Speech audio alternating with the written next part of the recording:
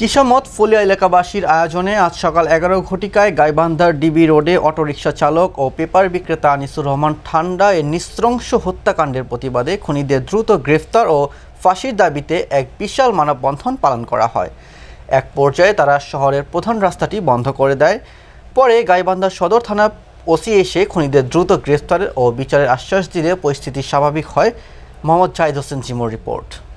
জানা গেছে 25 তারিখ ভোর 4টার দিকে গাইবান্ধা জেলা স্টেডিয়ামের সামনে আনিসুর রহমান ঠান্ডা নামে এক পেপার বিক্রেতা ও মিশুক অটো গাড়ির চালকের এলোপাথারি মারপিট সহ ছুরি দিয়ে আঘাত করে তার কাছ থেকে ছিনতাইকারীরা মিশুক অটো গাড়িটি ছিনিয়ে নিয়ে পালিয়ে যায়। পরে ওই চালককে অসুস্থ অবস্থায় রংপুর মেডিকেল কলেজ হাসপাতালে চিকিৎসার জন্য পাঠানো হলে চিকিৎসাধীন অবস্থায় তার মৃত্যু হয়।